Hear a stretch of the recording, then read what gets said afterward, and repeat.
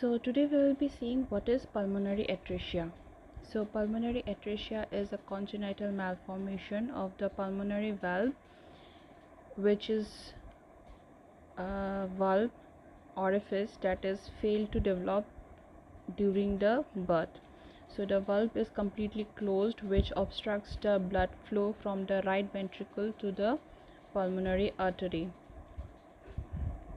It is of two types. One is intact ventricular septum and another one is ventricular septum defect. Along with ventricular septum defect means in this diagram which I have shown is of intact ventricular septum. That means there is no hole between the right ventricle and the left ventricle. But if there is any kind of hole in between these two ventricles, then it is also known as pulmonary atresia with ventricular septal defect. So generally this intact ventricular septum is a rare congenital malformation case where the pulmonary valve is located on the right side of the heart and it is completely blocked. So this blockage prevents the blood flow from the from the right ventricle to the lungs. Whereas in pulmonary atresia with ventricular septal defect, it is a kind of underdevelopment of the right ventricle, where the ventricular septal defect is allowing a little bit amount of blood to pass through the orifice or hole that is present in between the ventricles. So the deoxygenated blood from the right ventricle is passed to the left ventricle through this ventricular septal defect. So as a result of which the child will be showing symptoms of cyanosis. Why? Because right ventricle contains deoxygenated blood. So that deoxygenated blood is passed through the VSD, that is ventricular septal defect, to the left ventricle. So left ventricle, from the left ventricle, oxygenated blood is supplied to the whole body. So when that oxygenated blood is mixed with the deoxygenated blood, obviously the amount of oxygenated blood will be less. It is been mixed with the deoxygenated blood, so the whole body will be getting less amount of oxygenated blood. But it means along with oxygenated blood, deoxygenated blood will be also be supplied to the whole body. So as a result of which the child will be cyanosed. Then the child might be having breathing difficulty, like fast breathing may be there, or shortness of breath may be there. Then the child might be easily tired or fatigued, and if this kind of symptoms are present, then feeding problem is also common, because if the child is not able to breathe properly, if he is fatigued all the time, then obviously he'll not be able to eat or drink milk properly.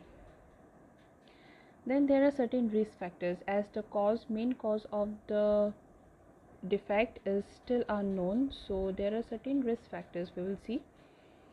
That is, if a parent who has a congenital heart defect, then also a child is having a risk of having congenital heart defect.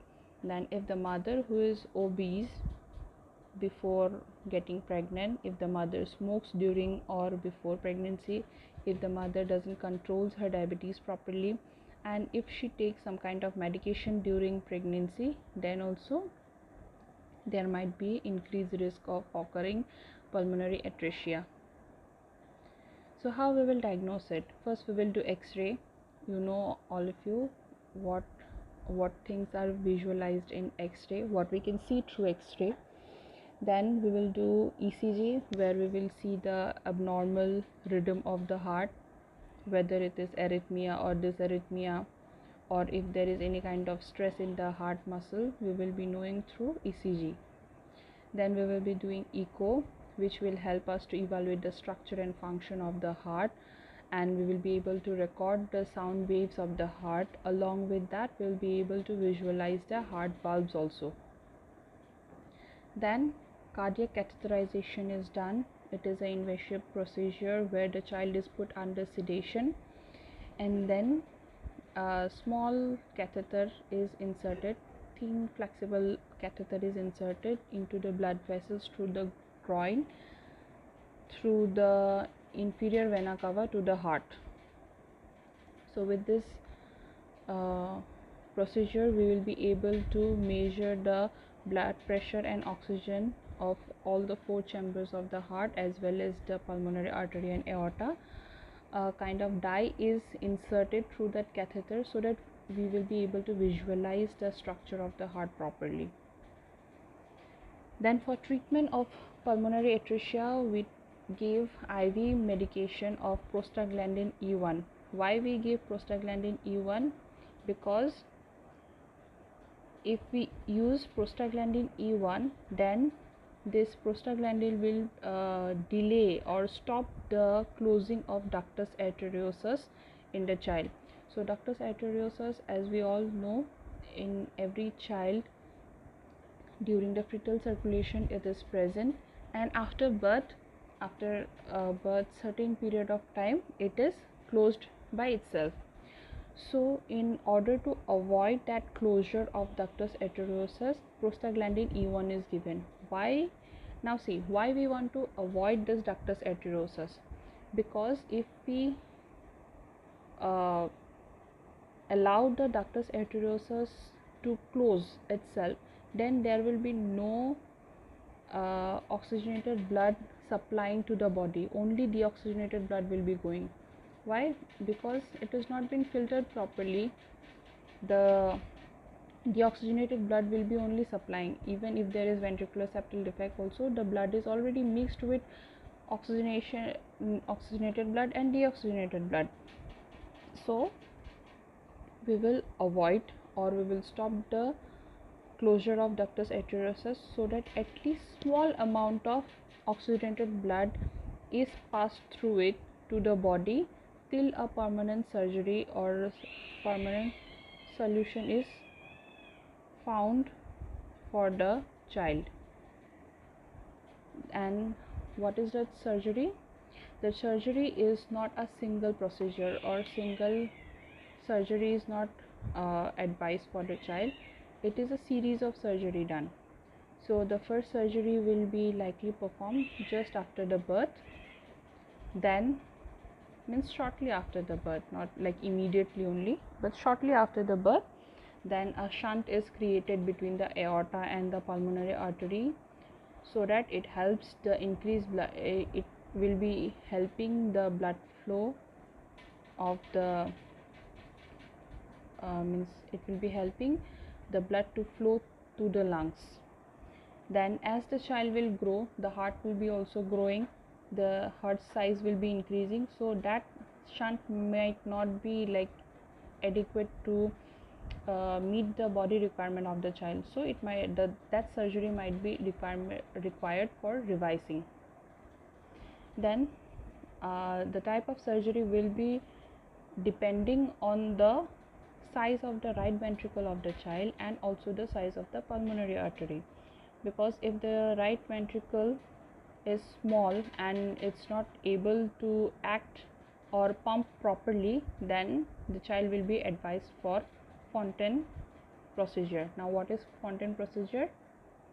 It is a 3-stage procedure. The atrium is disconnected from the pulmonary circulation and it involves diverting the venous blood from the inferior vena cava and superior vena cava to the pulmonary arteries without passing through the right ventricle. So in the diagram you can see, generally the blood from superior vena cava, inferior vena cava enters to the right atrium, and then it will be moving to the, like what to say, it will come through the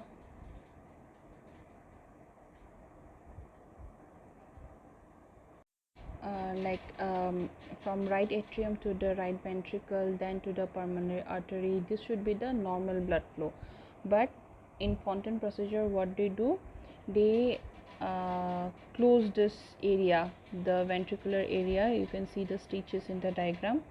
So that portion is stitched so that means from there it is cut and the pulmonary artery is brought towards the right atrium, so that the blood from the superior vena cava and inferior vena cava directly enters to the pulmonary artery. It will not go to the ventricles.